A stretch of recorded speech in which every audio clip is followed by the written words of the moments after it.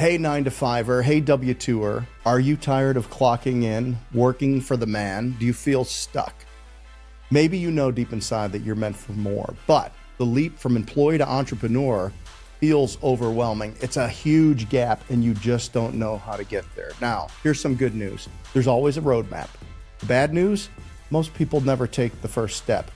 Fear, anxiety, I'm too comfortable, a lifestyle, all of these things are going to get in your way. Well, today I'm going to give you the 5 key steps to break free from all of that and build something on your own. Now, stick around to the end because my number one tip is the difference between success and failure when you're making this transition. Let's get into it. Number one, you've got to be able to evaluate your risk and understand what the reward is. Now, I have a different risk tolerance than many people. I believe that I want to be operating in a space where you can build a huge business, but you don't have to start there. Entrepreneurship just isn't about quitting your job and hope for the best. There's always a trade-off. There's security versus freedom. There's a paycheck versus your ultimate potential.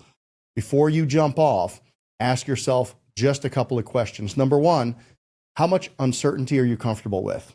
What can you tolerate?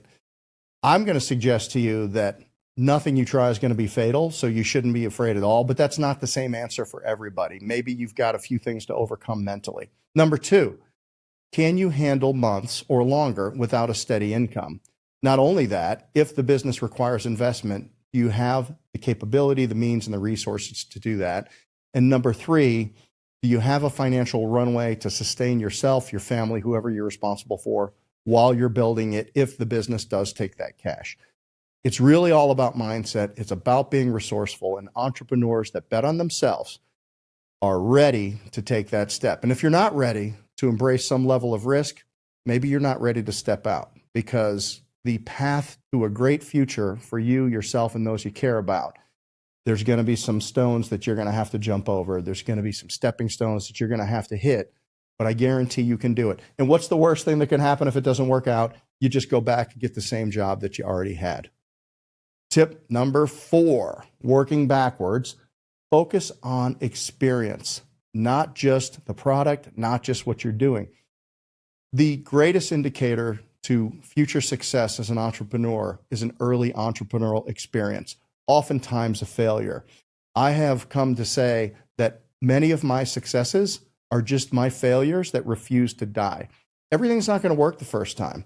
And many people think that they just need a great product or a service, but here's the truth. The experience is what sets you apart. Think about your favorite brands. Why do you keep going back? It's not just the product, it's the experience that you have in building the business that you're gaining, and it's the experience that your customers get when they engage with your product or your service. So it's experiential all the way around. It's the X factor in 360 degrees.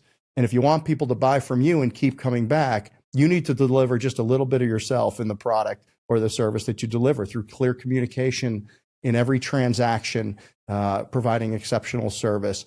And a great business isn't built on transactions, it's built on relationships, and people get in deep relationships with products and services that do a great job for them.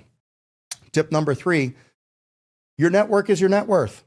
Tell people what you're doing. It's so simple, but you're not going to build this business sitting in front of your computer if it's a community business. Get out there. Tell people about it. If there's too many entrepreneurs that are operating in the dark, and you can't be afraid not to tell people because it might not work or it might fail.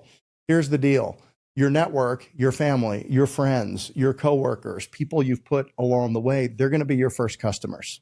They're going to be your first referral partners. They're going to be your first sources of honest feedback that will help you get on the right path faster. Because if nobody knows what you're building, no one can support you. Be vocal, be visible, be proud, put it on your sleeve, wear it on your chest, and get out there and let people know what you're all about and what you're trying to accomplish. And more importantly, what problem do you solve in the world? Number 2, runner-up. If you have obligations, maybe you shouldn't quit without a plan. Test your idea while you're still employed. There's ways to test things very inexpensively. Run A/B campaigns on Facebook for not thousands of dollars, but maybe $100.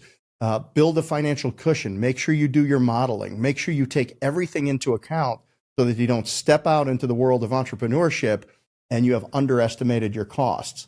Have at least 6 months of expenses covered before you're going all in. Figure out where you're going to go get the money if you need the money, because the last thing you want to do is run out of gas when you're halfway up the mountain. And make sure that you understand the requisite skills that you're going to need to be successful. It might be coding, it might be sales, it might be accounting. I'm not sure, but you're going to have a broad skill set to be an entrepreneur. It's a long game, and you need to know every aspect of your business. And the more prepared you are, the smoother your transition is going to be.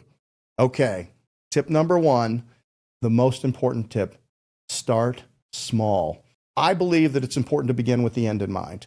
You need to speak a bold future into existence. You need to do a Cameron Herald 3-year painted picture. You need to do a regression analysis back from some future state. But the bottom line is don't go investing in big overhead items, big, I hope it works, advertising campaigns, and all of these other things, because once that money's gone, it's gone forever. You need to be very careful with your resources. You need to test early and make sure that you're proving every aspect of your model along the way. So instead of aiming for $1 million business on day 1 and spending like you have it, focus on mastering the fundamentals, focus on solving the initial problems, focus on making sure that customers are resonating with your product, focus on making sure that your systems work, improve, refine, and then scale as you go. People think if I just spend this $50,000 or $100,000 on this consultant or this advertising campaign, it's going to launch out there. The reality of it is advertising and marketing takes time. And if you can't spend that consistently, then don't spend it once. Your business is going to grow with you. It shouldn't bury you overnight and leave you with no resources with which to build it. But you can do this if you take one step at a time and make sure that you're building a solid foundation, brick by brick, block by block, and that you're building on top of that. Look, breaking free from the 9-to-5, the W-2, it's not about taking a blind leap. You got to plan it, you got to be calculated, and you need to take ownership of the things by starting small and scaling smart, not quitting your source of financial income without making sure you fully evaluated the plan and what it's going to take, building your network by telling everybody what you're doing. Put your name on your chest, put your name on your sleeve, put your name on your social media, and get out there, and nobody can buy from you that doesn't know you exist. Focus on the experience you're going to get, not only that you're going to get and you're going to gain for a future entrepreneurial experience, but what is the customer experience going to be when they engage with your product or your service? And then make sure that you're evaluating the risks versus the reward. But I think it's worth it. Look, I would rather have control over my own destiny than give it to other people. Even though it's not easy, entrepreneurship isn't fatal. It's not going to kill you. So here's my challenge to you. Take some action today. Take some action on what you're doing. Move forward. Start building. If this sparks something in you, share it with somebody and maybe have them hold you accountable to actually get up and take the first step in creating a better future for yourself. If you're serious about making the leap, connect with me. I want to hear what's going on. Like, subscribe. Thanks for listening. Jeff Dudan on the Homefront.